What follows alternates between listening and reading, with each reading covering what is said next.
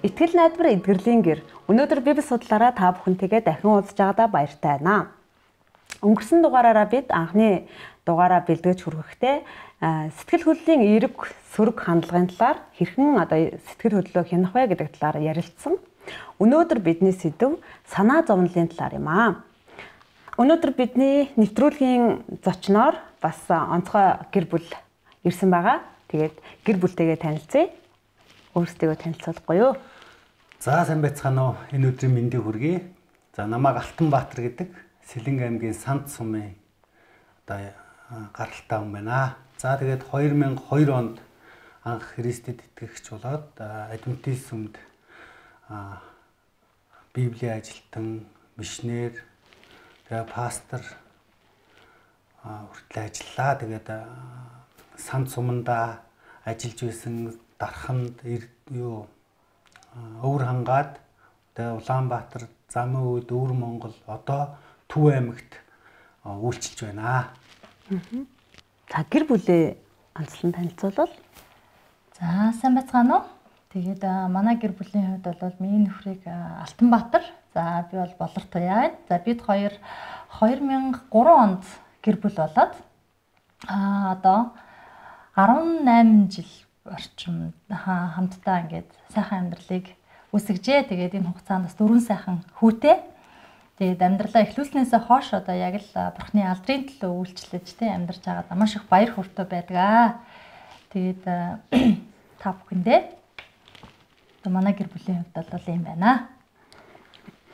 За тэгээд өнөөдрийн сэдв маань 2 дугаар бүлгээр явж байгаа тэгээд санаа зовнил гэж яг юу юм болоо? Энэ талаар хуваалцвал. За санаа зовнил гэдэг бол ер нь сэтгэл санааны хямрал юм аа. Тэгээ санаа зовнил нь бол үргэлжил айцыг дагуулж идэг. Тэгэхээр айцтай маш их холбоотой. Тэгэхээр санаа зовнил айц нь энэ дэлхийд анх гим нүгэл бий болсноос хойш одоо эхэлсэн зүйл байгаа. Тэр Эхлэл номын 3-ын 6-аас 10 дээр Адам Ева хоёр анх гим нүгэл хийгээд яг тэр хийсэн цагаас хойш айцаар дүүрсэн баг. Тэгээд Бурхны эсрэг гим нүгэл, Бурханд дуулуургүй хандаж гим нүгэл хийснээсээ болоод айцаар дүүрсэн. Тэр айц болон санаа зовнил нь хүний эрүүл мэнд, оюун санаанд маш их хортой зүйл баг. Тэгэхээр санаа зовнил гэдэг бол ерөнхийдөө бол хүний цагийг үрхээс өөр ямар ч ашиггүй зүйл байгаа. Энэ санаа зовнил ямар ч амжилтанд хүргэдэггүй, амжилтыг дагуулдаггүй. Тэгэхээр та 20 удаа санаа зовсон ч таны нөхцөл байдал өөрчлөгдөхгүй. Харин асуудлыг уламжлалд ордуулдаг. Тэгэхээр санаа зовнил миний маргаашийн амьдралд ямар ч нэмэргүй мөртлөө өнөөдрийн баяр баясгалыг хулгайлдаг ийм зүйл байна. Тэгэхээр энэ итгэл найдвар итгэлийн гэр бүл гэр номонд болохоор гамшиг айц хоёрын тухай нэг түүх гарч эхэлж байгаа. Тэгээд энд юу гэхээр нэг залуу Лондон руу дунд зууны үед Лондон руу аялсан чинь аялаад очсон чинь гамшиг айц хоёртой таарсан баг. Тэгээ тэр хоёр ярьж байгаа. Лондонд очиод 10,000 хүнийг алнаа, устгарнаа. Тэгээ нөгөө хүн чинь гамшигаас асуусан баг. Тэгээд 10,000 хүнийг устгах юм өөрөө гэсэн чинь үгүй ээ. Би бол хэдхэн зууг л устгах. Үлдснийг нь айц устгах болно гэж.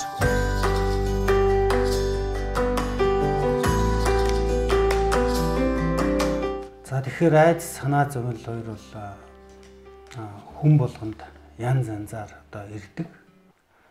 Жишээ нь нялх хүүхдэд бол нялх хүүхд гэхэд чангадууд чимээнээс айж айцыг авдаг. За өсвөрийн хүүхдүүд гэхэд янз бүрийн байдлаас гаднаас нөлөөлдөг.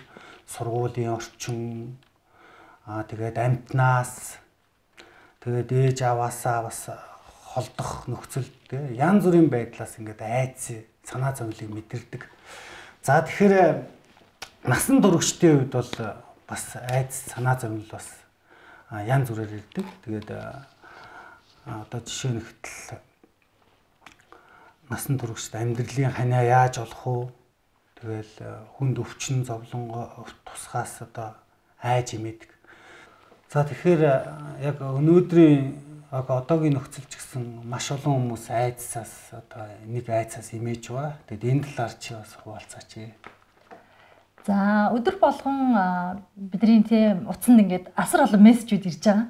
Тэгээд тэр мессеж нь ерөөсөө дандаа нэг тийм нэг өвчнөөс ингээд орчлон сэргийлээрэ хамгаалаараа гэсэн. Цаанаа бол яг нэг айц дагуулсан тий. Яг энэ зүйл ингэ ирж үйдэ гэдэг юмыг аюу хүмүүст мэдрүүлж байна. Тэгээд мэдээж дэлхийн нийтээрээ онцлогч байгаа. Дэлхийн нийтээрээ одоо хүн болгоныг түшээж байгаа нэг зүйл бол коронавирусын халдвар байна. Тэгэхээр хүн болгон мэдээж тусчих үйдэ гэдэг үүднээс хамгаалтыг хэрэгжилж байгаа ч гэсэн мэдээж итгэж хүмүүсийн хувьд бол асар их залбиралтай байгаа. Энэ өвчин бас олон хүнийг зовоохгүйгээр те одоо дуусаасаа гэдэг ийм зүйл дээр бол хүн болгон дуу хоолойгоо нэгтгэж байгаа ч гэсэн бидний цаана нэг тийм айц төгшүүр гэдэг юм бол яа харахгүй ингээ би болоод байгаа байхгүй.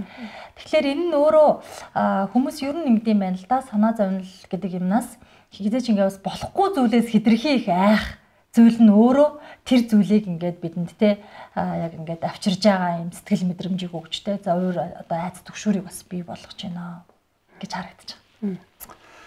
Тэгээд Эллен Уайт яг энэ итгэл найдвар эдгэрлэлийн гэр гэдэг энэ номон дээр Эллен Уайт хэлэхдээ Адам хориотой жимс идсний дараа гим нүглийн талаар бодох нь түүний айц давтуулсан гэж.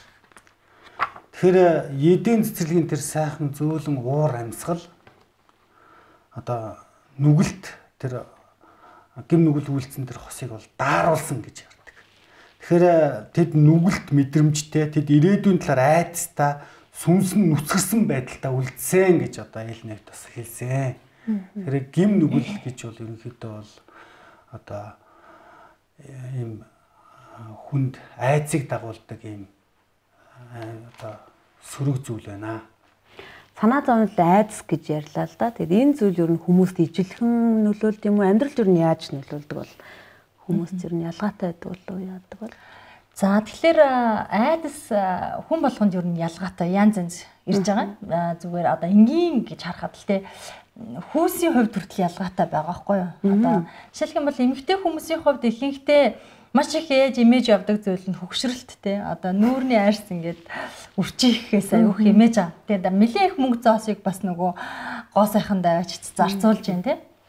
За эрэгтэйчүүдийн хувьд бол ер нь ингээд ажиглаад сүүлийн судалгааг ингээд анзаарах юм бол тэд нар ингээд орон байрны асуудал, үр хүүхдийнхээ сурлага те одоо сургалтын төлбөрийн асуудал, тэжээ тэтгэх асуудал те энэ зүйл дээр бол маш их сэтгэл ингээд зовниж явдаг байна л да. Тэгээ хэрхэн яаж одоо тэр гэр бүлийнхаа те энгийн ингээд хэрэгцээнүүдийг хангах вэ гэдэг дээр бол эмэгтэйчүүдээс илүүтэйгээр эр хүн илүү их санаа зовниж энэндээ бас айц төгшүүрд ингээд автаж явдаг баг. Тэгэхээр миний харж байгаагаар санаа зовнил айдас нь ер нь хоёр янз юм шиг. Яагаад гэвэл зарим нэг зүйл нэг тал нь бол хизээч одоо тий яг мэдээж хөгшөрж байгаа ч гэсэн арчилт тордвол бас боломж байгаа. Шал дэмий шахуу зүйлд ингээд санаа зовнил ирж байна тий. Нэг зүйл бол Библиэс ингээд харахаар гим нүгэл хийснийхаа үр дагаврыг амсаж айдас ирж байгаа байхгүй юу? Тэгэхээр нөгөө нэг тэр айдас бол яа харахгүй үйлдэлсэн үйлдэлийн үр дагавар болж харагдаж байна тий. Харин өөр нэг санаа зовнил болохлээр яаж яах гэхээр зэрэг аль хэзээний өвдөөжгүй байхад өвдсөн юм уу да гэж санаа зовох тий. Үр хүүхэд нь ингээд зүв зүгээр байхад ч хүртэл одоо хол ойр оюутан болоод явсан хүүхдээ ингэж байгаа болоо тэгж байгаа болоо гэд үйлдэгдээгүй байгаа зүйл ингээд зохиомлоор санаа зовж байгаа. Тэгэхээр санаа зовнилын үр одоо хэрхэн одоо хүний амьдралд нөлөөлж ийнө гэж асуусан байхгүй юу. Тэгэхээр энэ санаа зовнил өөрөө эрүүл мэндийн асар том шалтгааныг авчирдаг байна. Ер нь санаа зовж байгаа тэр зүйлээ хүн амьдралдаа ингээд яа харахгүй ингээд тэр нь бас биелэгдэж ингэж ирж байгаа байхгүй юу. Тийм учраас ер нь ингээд санаа зовнил бий болох үед нь л бид нар одоо нэг гайхалтай давуу талтай хүмүүс бид нар тий. Юу гэхээр зэрэг бид итгэл найдвар гэдэг зүйл бидэнд байдаг. Бид бурхантай харилцаатай хүмүүс учраас энэ жижиг ч гэсэн том ч гэсэн асуудал санаа зовнилыг тий бурханд өгдөг энэ зүйл дээр бол маш сайн сургагдсан байгаа маань бидний амьдралын хамгийн чухал том давуу тал байгаа байхгүй. Тэгэхээр маань нөхөр ярьсан одоо насны ангиллаараа хүртэл ялгаатай байсан шүү дээ тий. Санаа зовнил, айдас түгшүүр нь ялгаатай байсан. Өсвөрийн хүүхдүүдийн хувьд бол ангийнхныхаа дунд эвгүй байдлаар доошоо орж ингээд эвгүйгээр хилэгдэчихгүй, шоологдчихгүй гэхээс маш их санаа зовдөг. Тэгэхээр зэрэг энэ байдал дээр нь ч гэсэндээ тэд нартаа бид нар үр хүүхдүүдтэй тэр санаа зовнил гэдэг зүйл нь бол тийм ч одоо чухал хэрэгцээтэй зүйл биш гэдгийг нь маш сайн ойлгуулж өгдөг. Ийм байх шаардлагатай амжилт санагдаж байна. За тэгээд нэмж хэлэхэд бол санаа зовнил бол хоёр нөхцлөөр ингэж нөлөөлдөг. Идэвхтэй идэвхгүй гэж хүний амьдралд нөлөөлдөг. За идэвхтэй нь юу вэ гэхээр санаа зовоож байгаа тэр айц давтуулж байгаа зүйлээ шууд барьж аваад шийдээд яваад байдаг. Идэвхгүй гэдэг нь бол зүгээр л санаа зовоод одоо яах вэ? Яанаа гэл ямар ч юм хийхгүй ингээ яваад байдаг. Тэгэхээр санаа зовлтонд бас аюул олон шинж тэмдгүүд байдаг байхгүй. Тэгээ би бас өөрөө энэ хичээлийг судалж байхдаа бас надад энэ санаа зовнил байна уу гэд үзлээ. Тэгсэн чинь бидний энэ судалж байгаа номон дээр бол маш олон шинж тэмдгүүд байна. Түгших, санаа зовох, нойргуудах, дотор эвгүүрэх гэл санаа зовж байгаа тий. Толгоо өвдөх, одоо зүрх дэлсэх гэл ингээл. Тэгээ миний хувьд бол ер нь бол ингээд анхаарал төвлөрдөг. Энэ бас нэг санаа зовлтын шинж юм уу? Одоо өөрөөсөө олж ирсэн.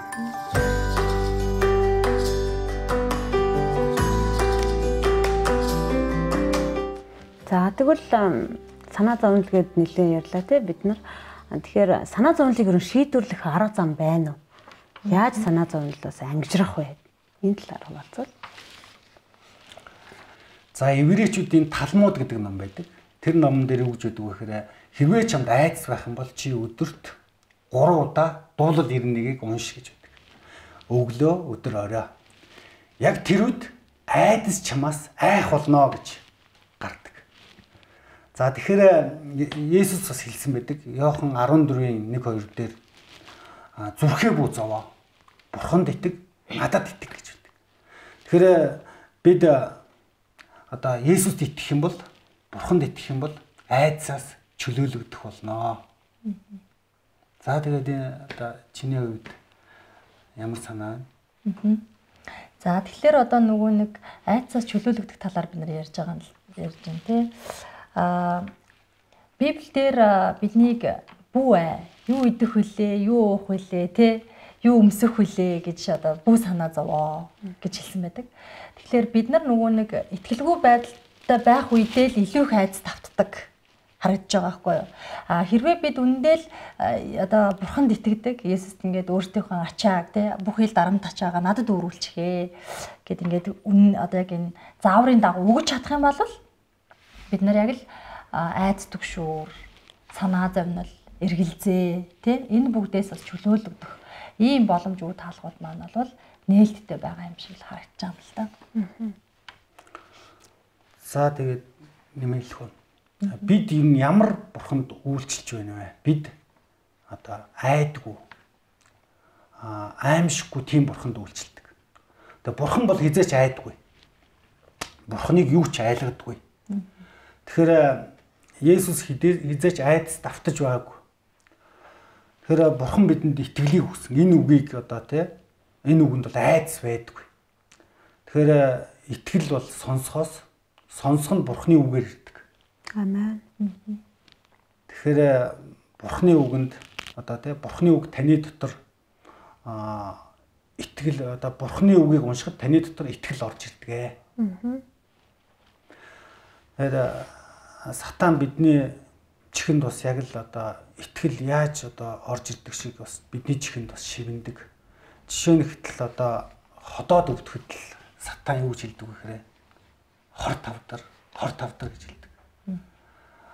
Бид төрөвчөө ингээд нэгэд харахад дотор мөнгө байхгүй бол заа чи мөнгөгүй болцсон байна. Чи бараг одоо тий үлбэр зүхэндээ гэж хэлдэг.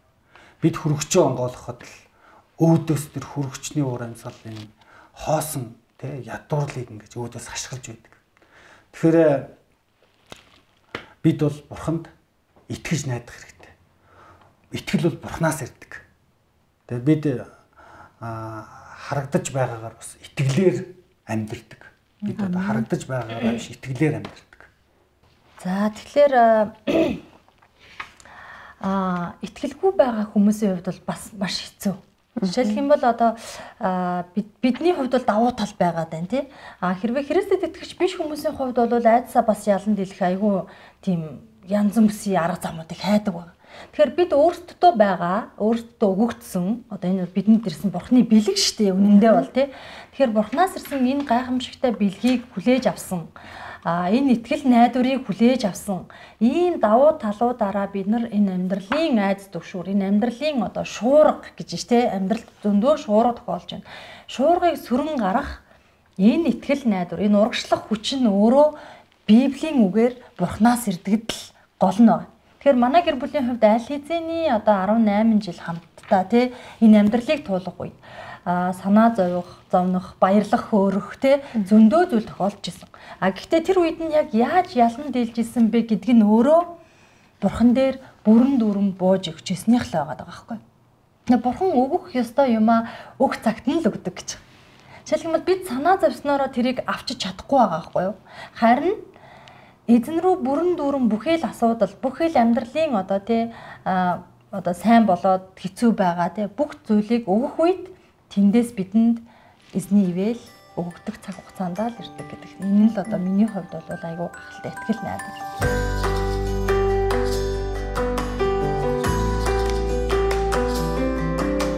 Амен. Итгэлтэй хүнд бүх зүйл боломжтой тий. Тэгээд айдас төгшүүрийг ялан гарах талаар бас итгэл найдварын талаар хуваалцсан та хоёртоо баярлалаа. Тэгээд манай нэвтрүүлгийн төгсгөлд маш тусгай нэг асуулт тавигддаг байгаа. Энэ маань Христэд итгэгч итгэлийн гэр бүлийг цогцлооход юу хамгийн чухал вэ? Туршлагатай олон жил одоо гэр бүлүүдтэй ажилласан хүмүүсийн хувьд хуваалцвал хэдэн зөвлөгөө тий хуваалцвал ямар зөвлөгөө байжлах вэ? Бид өөрчлөх гэж амьдраагүй, хайрлах гэж одоо хань ижлээ сонгосон. Тийм учраас бид нар ихэнхдээ нэг том алдаа нь амьдрал дээр өөрчлөх гэж маш их асуудлыг гаргаж байна. Тийм учраас нэг зүйлийг ихэд бид өөрчлөх гэж амьдраагүй. Бид хайрлах гэж гэргийгээ эхнэрээ авч суусан. Амен. Тэгэхээр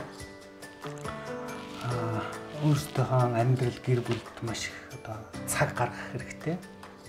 Гэр бүлдээ цаг гаргадаг. Гэр бүлдээ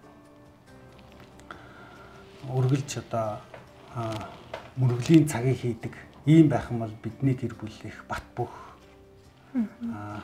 амар тайван баяр хөөртэй байх болно. Амен. Тэгээ манай гэр бүлийн хувьд бол орой болгон одоо гэр бүлийн мөргөл гэдэг энэ одоо гэр бүлийн мөргөл маань ерөнхийдөө бол манай гэр бүлийг одоо хамгийн ихний сүм болгож өгдөг. Тэгээд 7 хоногийн одоо төгсгөл бид нар 2 дахь сүм буюу одоо ажиллаж байгаа сүмдээ очдог амралтын өдөр. Тэгэхээр гэр бүлээ яг одоо эзний нэгэн одоо тий сүм болгох хэрэгтэй. Тэгснээрээ бид бүхэн гэр бүл маань амар тайван болно.